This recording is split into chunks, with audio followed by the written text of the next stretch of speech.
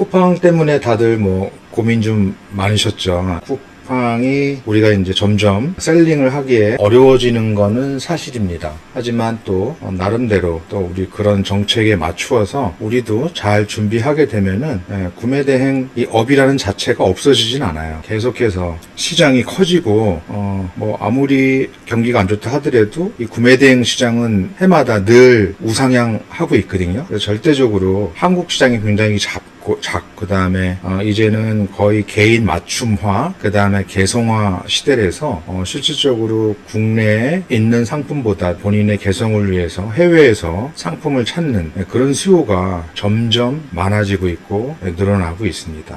그리고 이제 뭐 하나의 지구촌이 되어가지고 정말 해외 배송도 이제는 3, 4일 만에 페덱스나 뭐 이런 거를 활용하게 되면은 엄청 빠르게 배송이 되고 있기 때문에 이 해외 구매 대행 시장은 죽지 않는 시장이다. 점점 커가는 시장인데 쿠팡이 뭔가 지금 배가 부른지 좀 역행을 하고 있는 것 같습니다. 우리 셀러들을 굉장히 힘들게 하고 있는데 근데 나름대로 우리가 또 우리의 그 셀링 활동을 좀 되돌아보는 그런 계기가 되었으면 좋겠다. 저 스스로도 이제 상품 등록하고 매출만 올렸지 실질적으로 그 팔리지 않는 제품에 대해서는 거의 무방비 상태, 관리하지 않는 이런 상태였었는데 오히려 스마트 스토어 정책으로 인해서 이제는 내가 잘 팔고 있는 제품, 잘 팔리지 않는 제품, 조회수가 전혀 없는, 유입수가 전혀 없는 제품들 우리가 한 번쯤은 돌아보면서 왜 그랬을까라고 생각하면서 상품들 좀 리프레시하고 이런 제품은 나름대로 이러한 원인 때문에 안 되는 거구나. 이렇게 본인이 자꾸 데이터베이스화해서 이런 것들을 반복하게 되면은 우리 개인적으로도 스스로 성장하는 계기가 될 것 같습니다. 그래서 26년도에는 우리가 한 단계 지금 중급자 이상 되는 분들한테는 굉장히 업그레이드 되고 한 단계 더 발전할 수 있는 지금 내가 등록한 상품들을 볼 수 있는 그런 하반기가 되지 않을까 생각을 하고 또 그렇게 하반기를 준비한다면 그 준비하는 과정에서 우리가 새로운 인사이트와 또 어떤 상품들을 많이 등록을 해야지 우리가 효율적으로 매출을 낼 수 있는 건지 아마 스스로 깨달을 수 있는 어떤 큰 공부의 시작이 되지 않을까 생각을 합니다. 뭐 제가 누누이 국내 없는 상품들 위주로 수요가 뒷받침되면서 국내 없는 상품 위주로 등록을 하라고 말씀을 드렸었는데 쿠팡이 질렀죠. 원래 쿠팡 자체가 아마존을 벤치마킹 했습니다. 그대로 따라했다고 보시면 돼요. 모든 시스템이. 근데 단 하나 하지 못한 게 있었어요. 그게 이제 제대로 된 품들을 하나로 묶어서 관리를 하겠다는 건데 아마존은 하고 있어요. 근데 쿠팡은 그냥 상품명 썸네일이 비슷하면은 꺼버리는 방식으로 해버렸지만 아마존의 방식은 훨씬 더 고도화되어 있습니다. 아무도 모르죠. 그래서 리셀 자체가 안 돼요. 할 수도 없고 등록해봐야 다 묶여버리고 노출도 안 되고 그 다음에 기가 막히게 리셀을 알고 철퇴를 시킵니다. 근데 쿠팡은 아직 그 정도는 아니죠. 근데 지금 와서 이제 그거를 하겠다고 하는데 많습니다. 그래서 당장은 우리가 크게 걱정할 게 없다. 왜냐하면 앞으로 쿠팡이 어떻게 나오는지 우리가 이제 지켜봐야 된다. 그래서 어느 정도 우리가 대응하고 대처할 시간은 충분합니다. 제가 오늘도 쿠팡에다가 상품 등록을 해봤지만 맹점이 많아요. 그냥 다 일단은 업로드가 되고 있습니다. 세계 1등 리테일 중에서는 그 아마존이 온라인 시장에서 1등을 먹고 있는데 이 큰 거대 기업이 고도화된 이런 아마존이 왜 시스템을 안 했을까요? 생각해 보셨나요, 여러분들? 왜 안 했을까요? 그 바코드 자체가 허점이 있는 거죠. 왜냐면 그 바코드는 누가 입력을 합니까? 셀러가 입력하게 되어 있고 현재 쿠팡 구조가 그렇게 되어 있어요. 심지어는 바코드가 없는 제품들은 품번으로 등록을 해라. 쿠팡이 가이드라인을 줬습니다. 심지어는 바코드도 없고 품번도 없으면 실물 사진을 찍어서 올려라. 그러니까 완전히 쿠팡이 셀러들을 죽이겠다고 한 건 아니에요. 만약에 쿠팡이 바코드만 무조건 해야 된다 했으면 아마 상품 등록 자체를 못하는 제품들이 뭐 너무 많았을 겁니다. 하지만 쿠팡이 그런 결단을 못 내렸죠.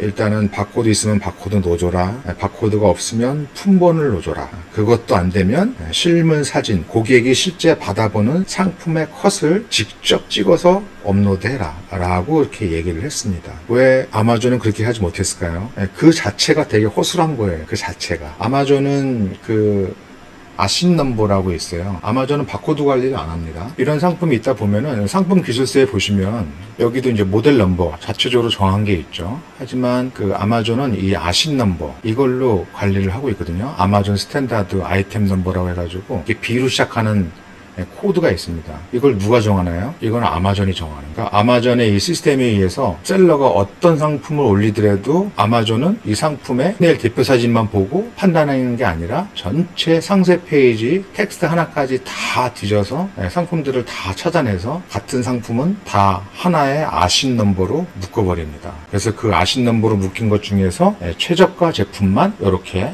판매자명이 솔드바이 해서 ECOMLT라는 판매자가 이렇게 판매가 하게끔 보여주고 있는 거고, 결제를 하더라도 이 사람한테 결제가 가게끔 되어 있는 거죠. 비슷하게 쿠팡이 위너 시스템 따라 했지만은 이 고도한 작업으로 상품을 분류하는 것은 못한 거죠. 근데 지금 그거를 판매자들이 입력하는 바코드나 품번으로 입력하게 한다? 이게 말이 안 되는 겁니다. 아주 웃긴 거예요. 그래서 이게 저는 개인적으로 이게 얼마나 잘 지속이 될 거고 또 쿠팡이 또 얼마나 업그레이드 될까, 그거를 저는 당장 이제 지켜봐야 된다고 생각하고 있어요. 이 상품 나온 김에 잠깐 제가 다른 얘기를 하자면, 오늘 제가 카페에다가 상품 소개 올린 상품이 이겁니다. 지금 이 상품이 베개 아마존에서 1등 먹고 있는 상품, 물론 중국 상품이죠. 여기다가 요것만 단 거예요. 이 제품이 지금 54불, 약 8만원에 팔리고 있습니다. 그러면 내가 이거를 소싱해서 8만원에 내 마진을 붙이게 되면은 10만원 중반대가 판매가가 되겠죠. 근데 내가 이거를 1688 소싱하게 되면은 8만원이 아닌 59,000원에도 팔아도 마진이 남는. 그래서 제가 예전에 여러 가지 팁 중에 하나로 이걸 한번 알려드린 적이 있었는데, 시장이 이렇게 되어 있습니다. 그래서 물론 이제 브랜드가 달린 거하고 안 달린 거 차이는 있지만 좀 같은 베개이기 때문에 우리가 이제 아마존에서 잘 팔리는 시장성을 확인을 했기 때문에 우리가 이제 이런 스타일의 베개들을 1688이나 타오바오에서 소싱해서 업로드하게 되면은 나름대로 또 경쟁력이 있겠죠. 그래서 바코드를 입력을 할 때 그 바코드를 내가 숫자 한두 개를 틀리게 입력을 하잖아요. 그럼 이게 검증이 안 돼요. 근데 바코드는 지금 쿠팡이 이미 내부적으로 그 협회, 우리나라의 그 코리안넷이라는 이런 유통협회에 있는 바코드를 전부 다 받아서 DB화 해놨으면 나름대로 걸를 수는 있겠죠. 근데 그렇게 되는지는 모르겠어요. 아마 안 됐을 겁니다. 그래서 검증이 안 돼서 허점이 많은 거죠. 더 심각한 건 이거예요. 이 품번은 그냥 브랜드에서 정한 거예요. 해당 브랜드에서 자기네 브랜드 상품 관리를 위해서 본인들이 어떤 규칙에 의해서 정해진 겁니다. 이거는 국제 공통어도 아니고 우리나라 공통 규격도 아니에요. 순전히 그냥 브랜드에서 정하면 그게 스타일 코드예요. 근데 이거를 쿠팡이 인정을 했어요. 등록하라고. 그러면 셀러들이 얼마나 이게 순진하고 순수하게 이거를 잘 등록할지 모르겠어요. 근데 아니나 다를까 오늘 제가 일부러 틀리게 등록했는데도 등록이 돼요. 이게 검열 자체가 없는 거죠. 물론 쿠팡이 칼을 들었으니까 이대로는 끝나진 않을 거예요. 뭔가가 또 새롭게 고도화한다거나 아니면 아마존처럼 그 고도의 AI를 통해서 정말 그 페이지 샅샅이 다 뒤져가지고 무조건 상품명을 어떻게 바꾸든 상세 페이지를 어떻게 바꾸든 그것들을 다 잡아내서 하나로 묶는 그런 쪽으로는 진화를 하겠죠. 앞으로는 아마 그렇게 될 겁니다. 쿠팡이 할 거라면은. 근데 저는 이 바코드하고 품번으로 하나의 상품을 다 묶겠다는 거는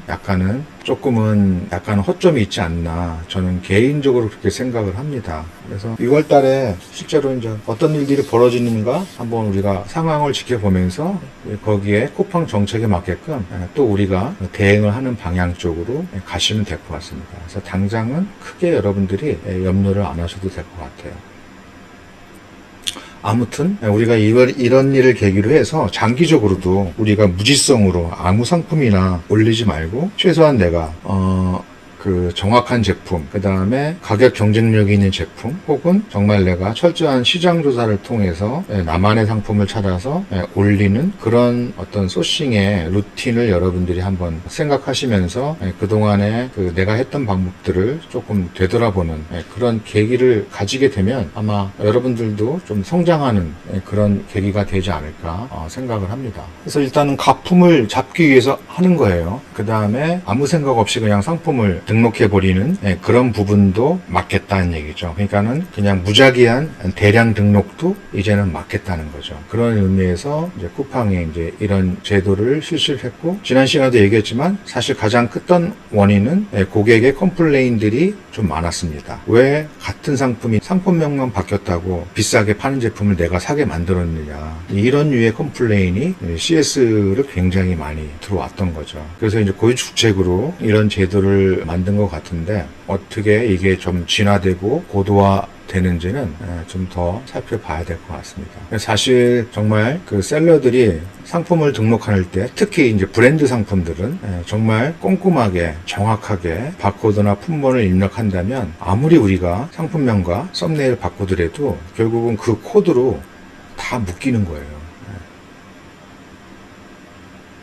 그러면 진짜 국내 브랜드 리셀은 게임 오버, 끝난 거죠. 할 수가 없어요, 우리는. 아닌 건 아니라고 얘기를 해야 되는데 또 그렇게 얘기 안 하시는 분들이 또 대부분이더라고요. 오그로 기회다고 하면서 하는데, 그러면 이제 기회가 어떤 건가 기회인지 제대로 얘기를 해야 되는데 계속해서 이제 브랜드 리셀을 하라고 부추기는 거를 봤을 때 개인적으로는 조금 안타까웠습니다.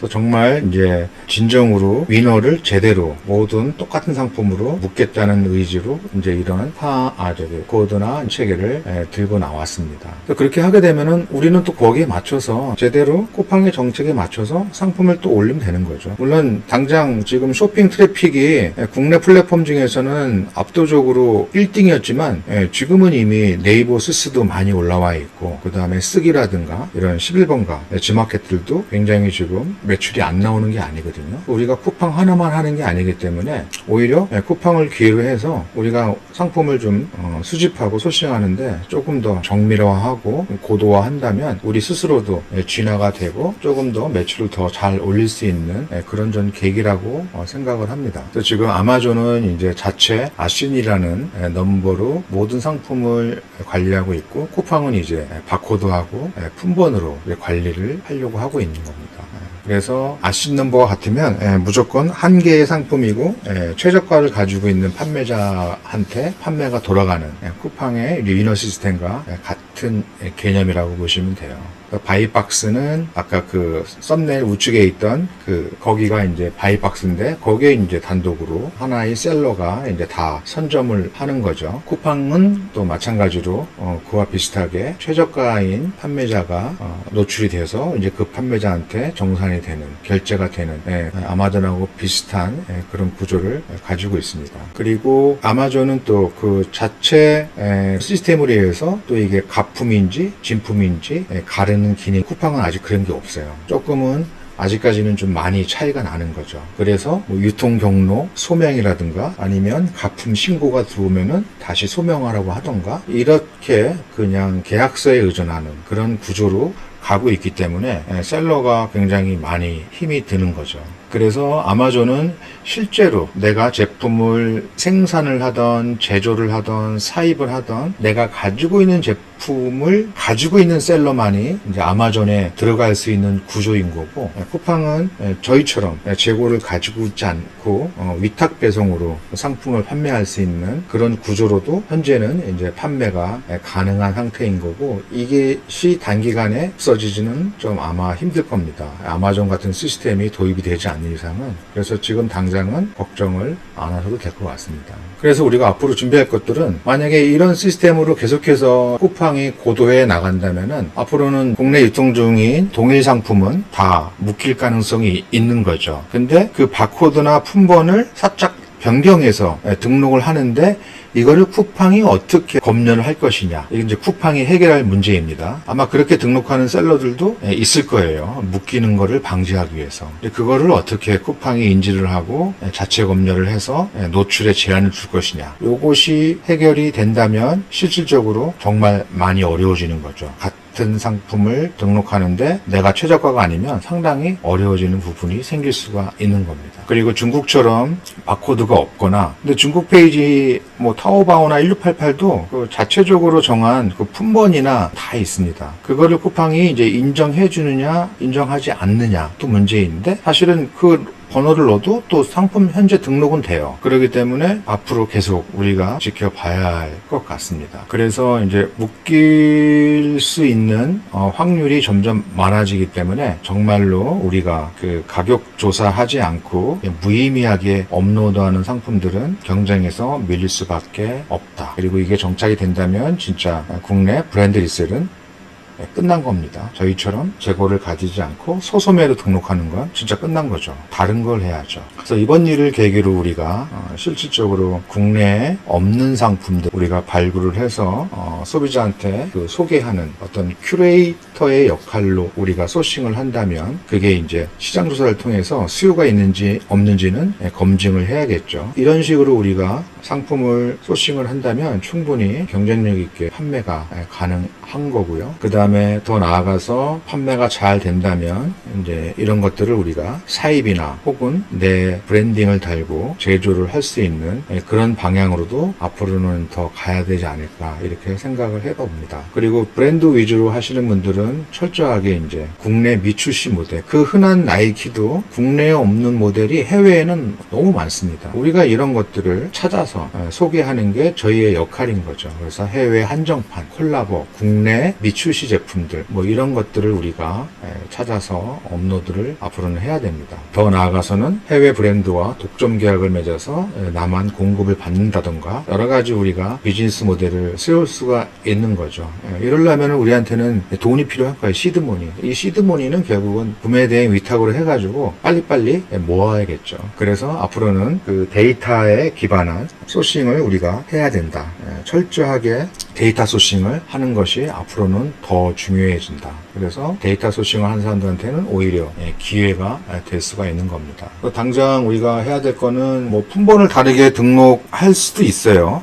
그러면 이게 꼼수이긴 하지만 이게 과연 쿠팡이 얼마나 잘 잡아내느냐, 이거는 우리가 향후 지켜보면서 대응을 해야 됩니다. 그래서 국내 리셀 위주로 플레이 하시는 대표님들은 이제는 소소매가 아닌 최소한 공급가를 제공받을 수 있는 그런 브랜드 위주로 상품을 준비를 하셔야 됩니다. 개별적으로 브랜드를 컨택을 하던, 매장을 컨택을 하던, 아니면 뭐 딜러나 이런 총판업자와 여러분들이 거래를 터야겠죠. 이런 상품들을 발굴해서 여러분들이 정식 계약을 맺고 브랜드를 진행을 하던가, 아니면 저희 쿠데에서 진행하고 있는 브랜드 리셀, 어쨌든 소소매는 아닙니다. 소매가보다 20에서 40% 정도 저렴하니까 그래도 우리가 적은 마진이지만 실제 소비자 가격과 같은 가격으로 우리가 판매할 수 있는 룸이 있는 거죠. 그래서 앞으로는 이제 브랜드는 이렇게 직접 본사하고 계약, 혹은 딜러나 총판이나 혹은 작게는 매장과의 계약을 통해서 내가 소비자 가격이 아닌 공급가로 받을 수 있는 그런 제품들을 여러분들이 확보를 하셔야지 국내 리셀을 풀어갈 수가 있다. 그리고 브랜드가 아니더라도 여러분들이 제가 말씀드렸지만 도매매나 오너콜레는 거의 종합몰의 도매 마켓플레이스지만 하나의 카테고리에 집중되어 있는 도매처가 엄청 많습니다. 쿠데에서 제공하고 있는 글로벌 소식 레이더에 제가 다 놓았어요. 국내 도매처를. 그러면 뭐 스포츠 전문, 애견 전문 이렇게 하나의 카테고리에 특화된 도매몰들이 굉장히 많습니다. 이런 도매처들한테 여러분들이 상품을 수집해 와서 여러분들의 어떤 그 뒤에 올린다면은 충분히 거기에는 이미 상품 번호, 그 다음에 그 88 코드도 다 들어가 있습니다. 그래서 이것들이 정착이 된다면 내가 뭐 많은 마진은 못 보겠지만 그래도 지금 당장 쿠팡 정책에 맞게끔 도매처에서 코드라든가 이런 것들을 다 부여를 받아서 등록이 가능하기 때문에 브랜드가 아닌 경우에는 이런 도매처를 여러분들이 발굴을 하시게 되면은 제가 소개하고 알려드린 도매처 외에도 정말 많이 있어요. 그래서 여러분들 눈을 돌려서 한 달이 걸러만 여러분들이 알아보셔도 지인의 지인을 통해더라도 충분히 여러분들이 상품을 공급받을 수 있는 루트는 생각보다 많다. 여러분이 안 해서 그런 거예요. 관심이 없어서 그런 거예요. 정말 눈에 불을 켜고 찾아보십시오. 여러분들이 공급받을 수 있는 제품들이 의외로 가까운 곳에 널려 있습니다. 등잔 밑이 어둡다고 실질적으로 그래요. 공부의 1차 목표는 관심이에요. 관심만 있으면 누구든지 다 공부를 하게 됩니다. 그 관심에서 출발하는 건데 여러분들이 관심을 가지시고 찾아보시면 생각보다 많은 공급처를 주변에서 찾을 수가 있고 그 다음에 노력하는 사람한테도 운이 따르는 거예요. 그렇게 열심히 찾다 보면 정말 여러분이 생각지도 못한 거래처 한 군데만 뚫어도 한 군데만. 왜? 그 거래처가 단 하나의 품목만 취급할까요? 그렇지 않습니다. 이 공급을 해주는 거래처는 단 한 품목만 취급하는 거래처는 많지 않아요. 굉장히 많은 아이템들을 가지고 있습니다. 그래서 여러분들이 하나만 제대로 뚫어도 먹고 사는 데는 지장이 없어요. 여러분들이 안 해서 그런 거예요. 해보셔야 됩니다. 그리고 지금 현재 브랜드 위주로 플레이했던 분들은 장기적으로는 이제 카테고리를 넓혀가라. 1차 식품 쪽으로. 특히 바코드가 없는 산지 직송. 이거는 뭐 쿠팡에서도 태클을 걸 수가 없는 거거든요. 물론 이제 패키징화하고 브랜드하면은 이제 바코드가 생길 수도 있지만 우리가 그냥 품번으로도 대체가 가능한 거니까 아무튼 지금 현재 그 브랜드 리셀 위주로 매출을 많이 내시는 대표들이 있는데 장기적으로 그 카테고리를 좀 변화시키면서 결안을 여러 바구니에 나누어 담아서 여러분들의 어떤 매출 감소에 대한 그 리스크를 좀 해지를 해 주셔야 하는 전략을 6월 달부터는 하셔야 된다. 그리고 농산, 수산, 축산이 의외로 또 매출이 괜찮습니다. 이거는 쿠팡에 대한 거예요. 여전히 이 방식 국내 리셀 브랜드 했던 사람들은 그냥 네이버 지옥션 11번가 그냥 하시면 돼요. 기존대로. 그러니까 뭐 우리나라의 전 오픈마켓이 아니라 쿠팡에 해당하는 문제니까 제가 이제 쿠팡만 두고 말씀드리는 건데 우리가 쿠팡은 이렇게 나왔으니까 우리가 이렇게 대응을 하면 된다. 근데 기존에 하던 방식은 그냥 유효합니다. 쿠팡을 제외한 다른 오픈마켓들은 그렇게 하시면 되는 거예요. 그래서 해외 구매 대행 위주로 플레이 하시는 대표님들은 철저하게 진짜 우리가 시장 조사를 통해서 국내 없는 상품 위주로 우리가 소싱을 하시게 되면은 그 자체가 내가 바코드를 넣든 품번을 넣든 상관이 없는 거죠. 셀러가 경쟁자가 없을 수도 있고 있어도 정말 10명 남짓이라면 내가 그 10명만 이기면 되는 거니까 조금 나의 기대 마진만 낮추어서 여러분이 등록하게 되면 최저가를 다 먹을 수가 있습니다. 그 기대 마진을 낮추면요 아깝죠. 10만원짜리인데 내가 만원만 먹기에는 좀 아까워요. 그런데도 그게 어떻게 보면 10%예요. 근데 그 반대로 그만큼 주문 건수가 늡니다. 그러면 내가 10만원짜리를 팔아서 2, 3만원 먹던 거가 그 수량, 주문 건수가 받쳐주는 거예요. 결국은 전체적인 나의 이익은 변함은 없습니다. 물론 줄긴 줄 거예요. 여러분들 공수가 늘겠죠.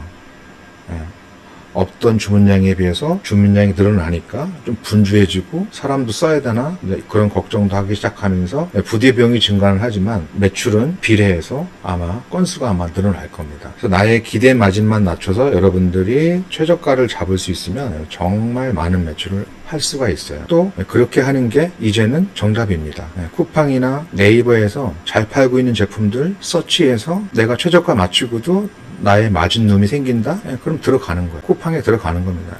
그러면 그 판매자의 상품 코드 등록해 놓은 거 있을 거 아니에요? 바코드. 그대로 등록하는 겁니다. 오히려 더 쉬워졌죠. 여러분들의 마진만 낮출 수가 있다면. 이게 치사한 소싱이 아닙니다. 그렇게 하고 있는 거예요. 아마존도 그렇게 하고 있고 쿠팡도 하고 있습니다. 그런 제도를 만들어 놓은 거예요. 그 제도를 여태까지는 우리가 뺏겼었죠. 여러분들도 활용을 하시면 됩니다. 10만원짜리인데 5천원 먹기에는 정말 너무 아깝죠. 근데 그만큼 건수가 늘어날 겁니다. 그리고 국내 미출시 모델들이 굉장히 많이 있어요. 그래서 우리는 해외 구매 대행은 제가 그 브랜드 위주로 좀 하라고 했지 않습니까? 브랜드명 자체가 경쟁 강도가 낮아요.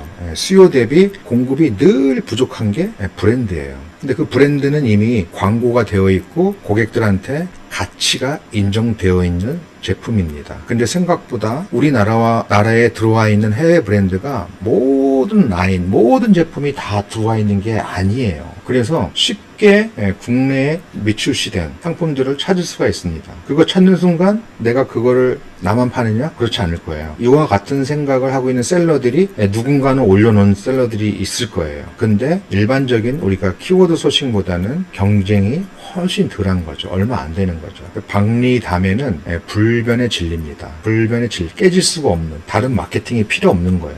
최저가라는 거는. 우리가 최저가를 맞출 수가 없는 게 문제잖아요. 왜? 나는 순전히 위탁 배송대행이기 때문에 재고를 가지고 있지 않기 때문에 내가 최저가를 먹을 수 있는 구조가 아니에요. 그나마 국내에 없는 상품 찾아서 올리는 게 조금은 그게 우리가 이 시장에서 살아남는 방법입니다. 근데 그런 상품들이 브랜드에서 많은 거죠. 비브랜드는 뭐라 그랬어요? 그런 거 많은 게 이제 크무비라고 얘기했어요. 크무비를 왜 하겠어요? 실제 크무비 하는 사람들이 매출 잘 내고 있거든요. 중국 상품으로. 실제로 시장이 없어요. 그리고 수입업체가 혹은 큰 브랜드사가 이 제품을 대량으로 수입해서 판매하기가 어려운 것들이 크무비인 거죠. 보관 장소도 그렇고 그 다음에 물류 비용도 채산이 안 맞죠. 컨테이너에 실을 수 있는 양이 한정되어 있기 때문에 그런 면에서 크무비 자체가 시장에 없는 거죠. 이런 논리로 우리가 접근을 하시면 되는 거예요. 그래서 브랜드하고 브랜드 아닌 거하고 브랜드들이 대부분 경쟁 강도가 낮으면서 국내에 없는 모델들이 많이 있는 거고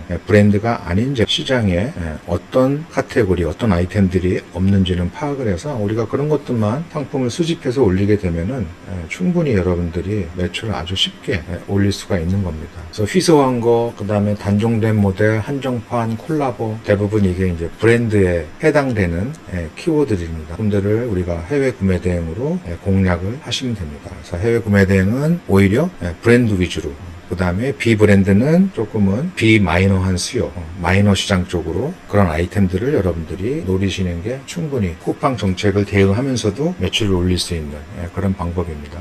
브랜드는 하이프 비스트, 하이 스노비어티라고 해서 이게 이제 그 패션 플랫폼입니다. 네이버에 치면 나올 거예요.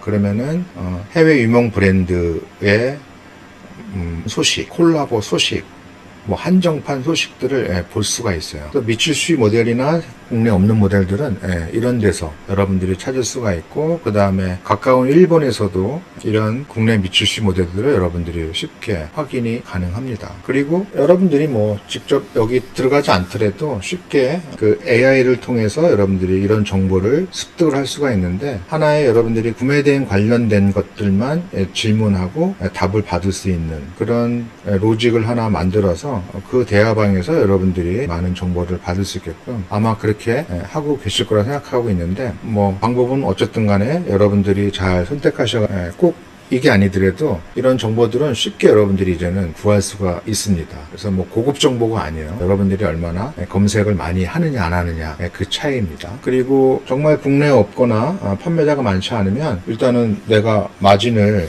많이 붙일 수가 있는 거죠. 특히 아까 미츠슈 모델 같은 경우에는 정말 본인 마음인 거죠. 그래서 이런 제품을 찾는 게 일이긴 하지만 찾았다면 또 내가 중국 제품 못지않게 많은 마진을 어느 정도 확보하면서 판매도 가능합니다. 그래서 리스크는 일단은 뭐 없다고 보시면 돼요. 있다면은 이제 뭐 주재권에 대한 부분, 혹은 이제 판매가 돼서 경쟁자가 따라 붙는 부분들, 그 다음에 신상품도 여러분들이 빨리 캐치해서 먼저 등록하게 되면은 이제 선점을 할 수가 있겠죠.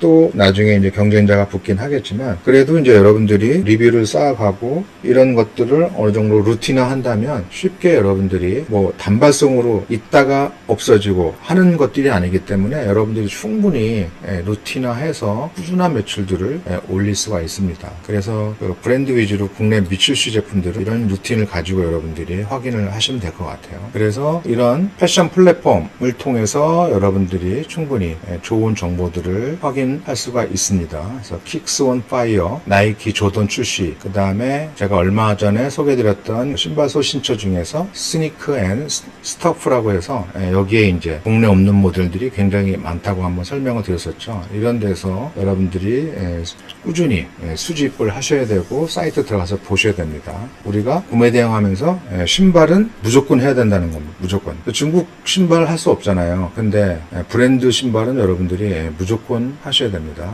그 다음에 JD 스포츠나 ABC 마켓 일본, 그 다음에 아마존의 그 뉴 닐리지라는 베스트셀러가 있고 뉴 닐리지도 있지 않습니까? 여기에 이제 신상들이 계속 올라오니까 이런 것들을 여러분들이 모니터를 통해서 신상품이나 국내 미출시 모델들을 쉽게 여러분들이 모니터링을 할 수 있고 수집을 할 수가 있습니다. 그래서 이렇게해서 이제 여러분들이 이제 소싱할 상품들 그렇게 찾기도 하고요. 혹은 국내에서는 이제 스마트 스토어나 쿠팡에 내가 다음 달에 팔아야 될 키워드를 선정을 했어요. 여러분들이 어떤 툴에 의해서 7월달 8월 달에 팔아야 될 키워드를 선점을 했어요. 그러면 그 키워드를 가지고 스스나 쿠팡에 검색을 해서 잘 팔고 있는 판매자, 그 상품을 내가 찾아서 소싱 것도 좋지만 조금 더 쉽게 매출 낼 수 있는 것들은 그 키워드로 판매하고 있는 판매자가 있을 거예요. 없다면 또 더 좋은 기회인 거고요. 그러면 내가 상품 찾아서 올리면 되는 거고, 있다면 그 판매자들의 잘 팔고 있는 제품들, 특히 리뷰가 5에서 50 사이에 있는 제품들을 선정을 해서 여러분들이 1688 가격 검색해서 충분히 최저가 세팅하고 여러분들 마진이 남으면 진입하는 거죠. 이런 식으로 여러분들이 루틴 하시면 됩니다. 그리고 네이버에 기타 카테고리가 있어요. 기타 카테고리가 의외로 많습니다. 200개가 넘어요. 이 기타 카테고리 자체가 뭐냐면 수요가 있는데 국내 상품이 많지 않은 이런 제품들이 기타 카테고리에 많이 몰려 있어요. 요게 바로 마이너한 시장들의 키워드입니다. 그래서 기타 카테고리만 노리는 것도 여러분들이 틈새 상품을 찾는데 도움이 많이 될 겁니다. 이렇게 여러분들이 상품을 좀 준비를 하시고, 그 다음에 아이템 스카우트에 가시면 경쟁 강도라는 그런 용어가 있어요. 경쟁 강도대로 여러분들이 리스팅을 하셔가지고 거기서 내가 국내로 할 거, 해외로 할 거 여러분들이 선택을 하셔서 수집을 하시면 됩니다. 그 다음에 이제 브랜드가 아닌 경우에는 이런 크고 무거운 것들, 혹은 가정용보다는 업소용 키워드들의 고관여 상품을 노리는 것도 우리가 경쟁자를 많이 두지 않고 쉽게 쿠팡에서 상품을 팔 수 있는 그런 키워드를 발견하는데 좋은 방법들이니까 이런 것도 꼭 한번 여러분들의 수집, 소싱의 어떤 루틴으로 잡아서 꼭 활용해 보시기 바라겠습니다. 또 신상이나 그 다음에 뭐 콜라보에 대한 소식을 아까 제가 알려드렸던 곳에서 정보를 확인하시고 국내 네이버나 쿠팡의 검색 결과를 한번 확인해 보시고, 실제로 하나도 없는 제품들이 있어도 몇 명 안 되는 판매자가 이게 정해졌으면 실제 내가 소싱처에서 수집을 하고 판매했을 때 목표 마진 한 30% 정도 여러분들이 정하시고 쿠팡 스스에 등록을 하게 되면 됩니다. 브랜드는 좋은 게 뭐냐면은 이제 쿠팡 정책에 우리가 완벽하게 대응이 가능한 거죠. 그래서 대부분 다 자책 품번이 브랜드들은 다 가지고 있습니다. 바코드는 상세 페이지에 제공할 수도 있고 제공 안 할 수도 있어요. 근데 품번은 무조건 다 제공합니다. 100%. 그래서 품번으로 하시면 되는 거고, 사실 바코드는 오히려 UPC 넘버라 그래가지고 아마존에는 다 있어요. 바코드가. 그게 바코드지만 없는, 간혹 가다가 아마존도 없는 것들이 있어요. 이제 그거는 이제 포장의 어떤 그 박스의 뒷면에 표시가 되어 있는데, UPC 넘버나 바코드가 없더라도 스타일 넘버, 제품 코드는 프로 다 그 아마존의 그 상품 기술서에 다 표기가 되어 있기 때문에 여러분들이 쉽게 가능합니다. 앞으로 쿠데에서는 이런 것들을 자동으로 입력되게끔 해서 여러분들이 좀 쉽게 상품을 등록할 수 있게끔 그렇게 준비 중에 있으니까 여러분들 뭐 그렇게 어려움이 없으실 겁니다. 그래서 앞으로는 데이터 위주로 우리가 소싱을 해야 되는데, 앞으로는 이제 방치가 아닌 요거는 이제 오히려 그 스마트 스토어 정책에 우리가 조금 대응할 수 있는 방법이긴 하지만, 사실은 예전부터 우리가 등록에만 치중해왔지 등록하고 나서 판매 반응이 없는 상품을 분석을 하거나 이유가 무언지 이런 활동을 하지 않았던 거죠. 근데 우리가 실패를 통해서 배운다고 전혀 유입이 없는 제품들의 원인을 우리가 한 번쯤은 생각해보고 고민해보면 그 과정 자체가 우리가 이제 성장하는 하나의 과정이기 때문에 굉장히 셀러로서는 중요한 업무 중에 하나라고 볼 수가 있습니다. 그래서 쿠팡이나 네이버의 이런 정책 변화에 따라서 우리 셀러들도 앞으로는 내가 등록한 상품에 대한 어떤 분석을 할 수 있는 계기가 된다면 정말 많은 상품이 아니라 적은 상품만 가지고도 우리가 일정 이상의 매출을 낼 수 있는 그런 실력들이 아마 여러분들한테 더 쌓이지 않을까 이렇게 생각을 합니다. 그래서 검색량이 많은데 상품 수가 적은 것들은 우리가 반드시 소싱을 하는 그런 루틴으로 가져가셔야 됩니다. 이런 것들은 뭐 그 아이템 스카우트에서 쉽게 우리가 추출을 할 수 있는 그런 키워드들이기 때문에 여러분들이 잘 활용해서 키워드들을 많이 뽑아 보시고요. 그 다음에 쿠팡이나 네이버의 베스트 상품, 실질적으로 이런 키워드를 뽑았다면 그런 키워드로 우리가 쿠팡이나 네이버에서 검색을 해서 잘 팔고 있는 판매자의 상품을 우리가 거꾸로 이미지를 찾아서 같이 판매할 수 있는, 그게 오히려 빠르고 안전하게 매출을 올릴 수 있는 좀 쉬운 방법이기도 합니다. 그래서 이런 것들도 여러분들이 활용을 해보시면서, 아니면 그와 관련된 유사 상품이나 혹은 더 기능이 업그레이드된 이런 것들을 여러분들이 소싱을 해서 올리시면 될 것 같아요.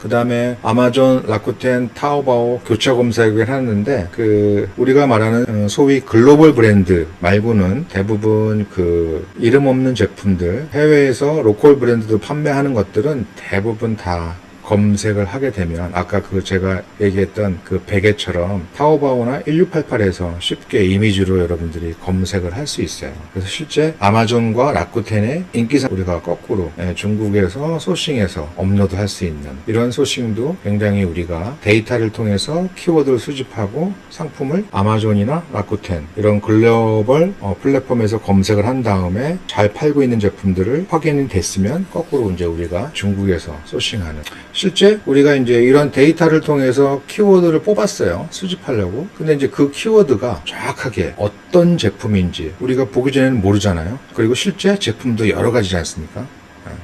베개도 여러 가지 베개가 있잖아요. 근데 아마존이나 라쿠텐에서 지금 1등하고 있는 베개들, 그럼 우리보다 트렌드가 앞서 있으니까 이런 상품들을 우리가 이미지 확인을 하고 요런 디자인으로 소싱하면 되겠구나. 이제 이렇게 여러분들이 소싱하는 거를 루틴을 하게 되면은 좀 헤매지 않고 여러분들이 쉽게 정확하게 타겟팅해서 확률이 판매될 확률이 높은 그런 제품만 이제 소싱할 수가 있는 겁니다. 이런 식으로 여러분들이 소싱을 해주시면 될 것 같아요. 그래서 우리가 키워드 툴로 분명히 검색량 대비 상품 수가 없는 걸 확인했는데, 실제로 네이버 쇼핑이 아예 없으면은 이 제품은 더더욱 우리가 판매하기에 더 좋은 아이템이라고 보시면 됩니다. 그 다음에 이제 우리가 운영과 관련해서는 일주일에 한 번씩은 내 마켓의 상품을 여러분들이 둘러보셔야 됩니다. 특히 네이버는 이제 그렇게 하셔야 돼요. 스마트 스토어는 지금 상품 수 제한이 걸렸기 때문에 계속해서 여러분들이 리프레시 해야 되고, 그냥 유입수 조회수가 없다고 버리는 게 아니라 한 번쯤은 여러분들이 그 원인을 분석을 해야 됩니다. 아니면 따로 그거를 다 모아두세요. 삭제하기 전에. 어차피 엑셀로 내려받기가 되니까. 그래서 조회수가 하나도 없던 상품들을 다 모아두세요. 엑셀로. 그리고 분석을 시키세요. AI, 이거 한 번도 조회가 없던 애들이야. 너가 생각하는 원인은 뭐니? 하면서 여러분이 좀 다각도로 분석을 해보시면 거기서 또 얻는 인사이트가 굉장히 많을 겁니다. 그러면 거꾸로 조회수나 유입이나 혹은 실제 주문 건수가 일어나는 제품들만 따로 모아서 AI 분석을 시켜보세요. 판매가 됐는지. 그러면 그게 100% 정확한 건 아니지만 내가 바라보는 거하고 수많은 자료를 학습한 친구가 바라보는 거하고는 다릅니다. 저보다 더 명확한 인사이트로 답을 주겠죠. 왜 팔렸고 안 나간 건 왜 안 나갔는지. 이제 그게 나한테는 노하우가 되고 살아있는 공부가 되는 거예요.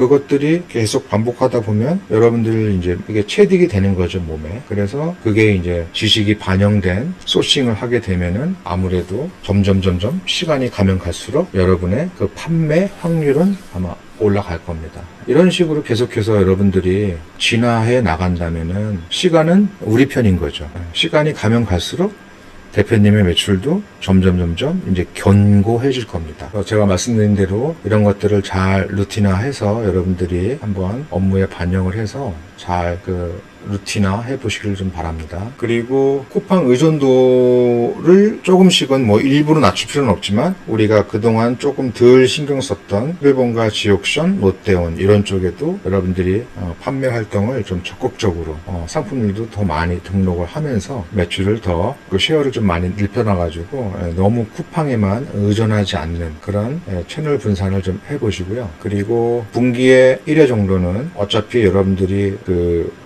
하기 위해서 부가세 신고를 하기 위해서 매출 자료 정리를 아마 할 거예요. 그때 이제 여러분들이 한번 내 전체적인 상품의 포트폴리오 구성, 국가별 비율, 그 다음에 카테고리 비율 뭐 이런 것들을 한번 점검하는 시간을 가지면서 다음 분기를 준비하는 그런 루틴도 여러분들이 한번 업무에 잘 녹여보시고요. 그 다음에 매주 트렌드 및 신상을 여러분들이 굳이 애써 찾을 필요가 없고 이것도 다 여러분들이 AI의 도움을 받으면 자동화할 수 있어요. 여러분들 메일로 주간 보고서를 다 받을 수가 있습니다. 여러분들이 안 해서 그렇죠. 해보면은 뭐 이런 거는 일도 아닙니다. 그렇게 해서 여러분들이 반복적으로 해야 되는 일들은 다 AI, 생각보다 AI가 못하는 게 없습니다. 그래서 굳이 내가 서치하는 것보다 내가 월요일날 아침에 메일로 주간 보고서를 받듯이 받으면 좋겠죠.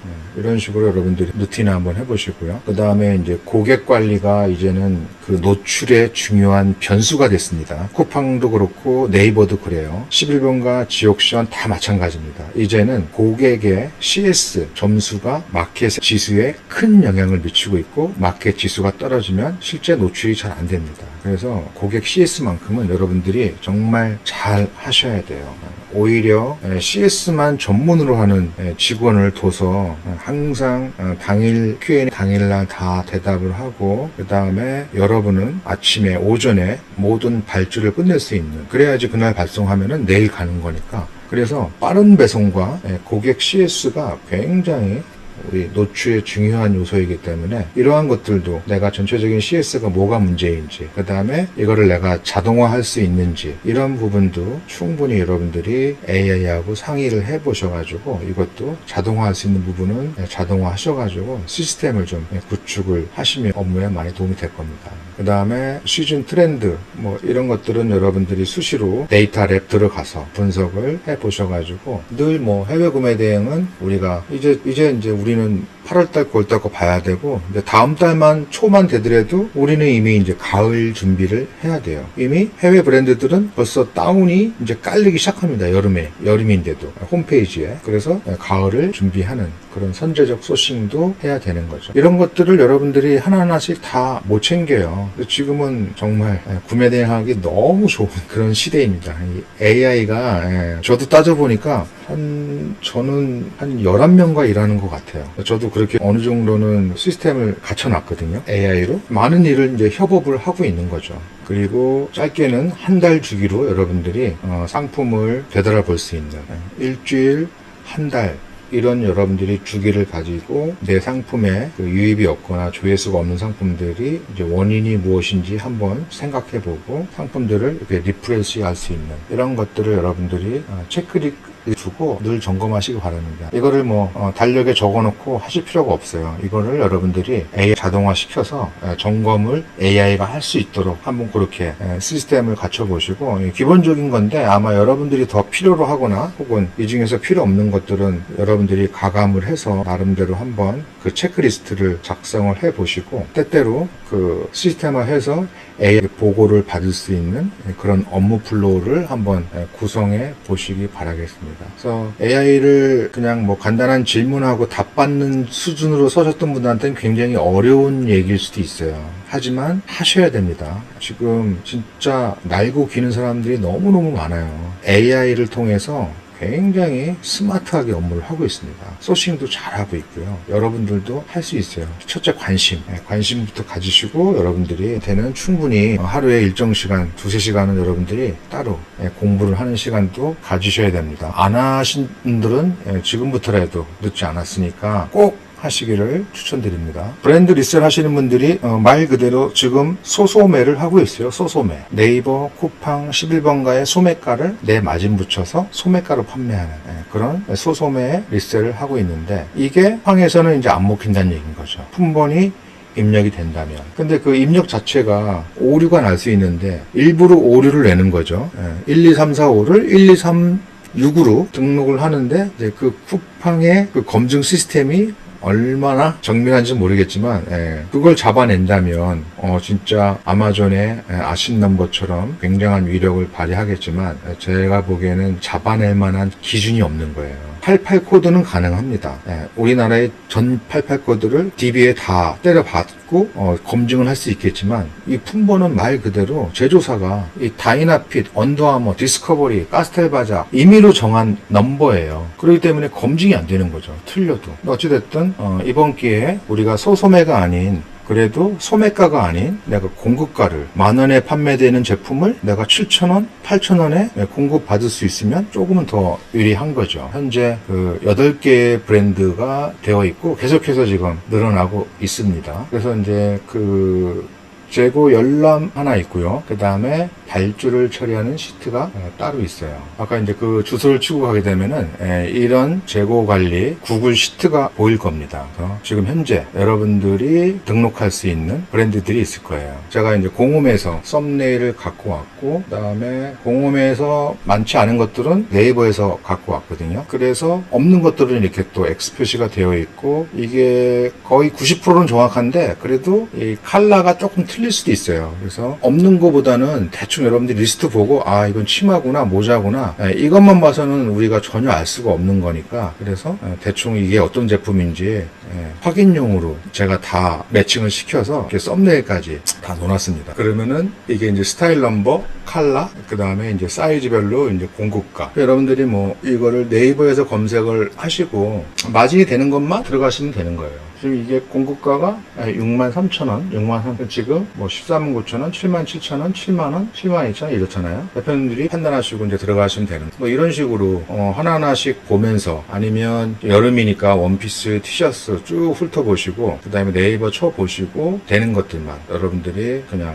수집하셔서 등록하시면 됩니다. 아레나도 마찬가지로 이게 스타일이 이제 쿠팡에서 원하는 이런 코드 넘버예요. 다 제가 검색하는 것들이. 요거를 이제 넣어주시면 됩니다. 그러면 지금 현재 27,000원짜리인데 본사 입고가, 이건 이제 그 공급처에서 이제 본사에 팔리게 되면 입금하겠죠. 그래서 자기 마진을 보고 우리 이제 푸드에다가 준 마진이, 여러분들 마진이 요거인 거죠. 15,900원. 수량들이 많지 않은 것들도 있는데 개의치하지 마시고요. 어차피 품절이 되면 그 공급처에서 알아서 그 다른 매장의 재고를 확인한 다음에 있으면은 거기서 이제 그 물건을 확보해서 이제 보낼 수가 있는 거니까, 수량이 없다고 뭐 등록을 안 하시거나 이럴 필요는 없습니다. 이렇게 그냥 스타일 넘버만 찍고 검색을 하는 거죠. 그럼 지금 가격대가 24,000원, 25,000원 뭐 이렇게 형성이 되어 있어요. 여기 최저가 21,000원 정도인데 보시고 지금 15,900원이잖아요. 이런 것들은 마진놈이 괜찮죠. 대신에 이제 여기 있는 것들은 다 이제 배송비가 500원이 붙어요. 그래서 3,500원을 얹어서 판매가 정하셔도 되고요. 아니면 3,500원을 그냥 다 유료 배송으로,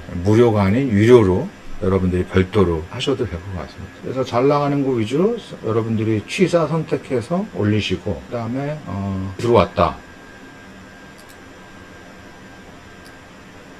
이게 카페에 있습니다. 주문이 들어왔다. 그러면은 여기다가 뭐 언더아머다. 브랜드 선택하시고, 그 다음에 고객 이름, 고객 전화번호, 주소, 배송 메모, 그 다음에 스타일 번호, 그 다음에 사이즈, 수량 넣으면은 자동으로 공급가가 딱 떠요. 그래서 이쪽으로 여러분들이 이게 발주하는 겁니다. 그럼 저희가 받아서 그 공급처에 전달하면은 그날 배송이 되고, 배송하기 전에 여러분들이 그 입금을 해주시면 그 공급처에서 고객한테 이제 발송을 하고, 저희가 송장 번호를 받아서 각각의 대표님들한테 송장 번호를 전달하면은 그걸로 끝나는 거죠. 지금은 이렇게 그 앱 스크립트 해가지고 구글 시트를 통해서 시스템을 만들었지만, 장기적으로는 올8, 올8에 다 들어갈 겁니다. 그래서 여러분들이 그 올8 쿠데에서 다 그냥 상품 수집하고 상품 업로드하고 발주도 하게끔 이렇게 다 자동화를 할 거예요. 지금 올8 개발 때문에 지금 당장은 안 되지만, 앞으로는 올8 안에서 여러분들이, 그러니까 마치 도매매에서 상품 수집하고 업로드하고 발주하듯이 우리 쿠데에서 수집하고 업로드하고 우리 쿠데에서 발주만 하면 됩니다. 그러니까 많은 활용을 좀 해보시면 매출이 도움이 될 거고, 혹시라도 뭐 재고가 품절이다 다 발주하는데 그래도 뭐 매장에서 또 여러 매장에서 확인을 하기 때문에 발송이 가능하니까 일단 뭐 발주를 해주시고 배송이 가능한지 안 가능한지는 나중에 역으로 또 알려줄 수가 있으니까요. 그렇게 활용하시면 될 것 같아요. 그래서 쿠팡이 지금 아마존처럼 변하고 있지만 약간의 제도적인 허점이 있어서 이 제도가 어떻게 정착이 되는지는 우리가 지켜봐야 거기에 따라서 계속해서 대응을 해 나가면 될 것 같은데 이걸 계기로 우리도 조금은 이제 소싱에 다변화하고 카테고리도 좀 다변화하고 브랜드 위주로만 했던 분들은 소소매만 하기에는 조금 리스크가 있으니까 이런 공급가를 받을 수 있는 그 공급처를 직접 뚫으시던가 아니면 이런 후대의 공급가를 활용을 하시던가 아니면 이제는 1차 식품 쪽으로 카테고리를 조금 다변화해서 앞으로 다가올 위기에 미리 대비하는 그런 전략을 여러분들이 가져가시면 될 것 같습니다. 아울러서 해외 구매 대행 하시는 분들은 국내에 미출시된 그런 라인업 스타일, 컬러, 디자인 이런 것들을 여러분들이 수집을 해서 업로드하는 전략 위주로 좀 플레이를 하시고 브랜드가 아닌 상품들은 실제 우리가 그 경쟁 강도가 낮은 그런 키워드 뽑아서 그런 상품 위주로 수집을 하시던가 잘 모르겠으면 쿠팡 네이버에서 검색해보고 잘 팔고 있는 5에서 50 사이에 리뷰가 달린 제품들을 이미지 검색해서 거꾸로 같이 똑같이 팔던가 뭐 이런 전략을 여러분들이 가져가시면 됩니다. 그러면서 이제는 내가 등록했던 들을 일주일 단위로 한번 재부팅을 한번 해보시는 거죠. 실제 유입수, 조회수가 전혀 없던 애들이 원인이 뭔지 한번 파악을 해보고 거기에서 내가 배워나가는 이렇게 하니까 안 되네 수백 가지 생기겠죠. 결국은 안 되는 것만 피해 간다면 나중에 되는 것만 남겠죠. 조금 더 빨리 하려면 안 되는 거 분석하고 지금 팔리는 거 분석한다면 조금 더 빠르겠죠. 이런 식으로 내가 발전해 나가고 성장해 나간다면 말씀드린 대로 시간은 우리 편이다. 시간이 가면 갈수록 여러분들의 매출도 늘어날 수밖에 없다. 그래서 우리 다 하기 나름입니다. 여러분들 걱정하지 마시고 쿠팡이나 네이버의 상품 등록 제한수에 잘 맞추어서 대응을 하시게 되면 오히려 더 우리가 발전할 수 있는 기회가 된다. 네, 오늘 준비한 강의는 여기까지입니다. 여기서 마치도록 할게요. 네, 수고하셨습니다.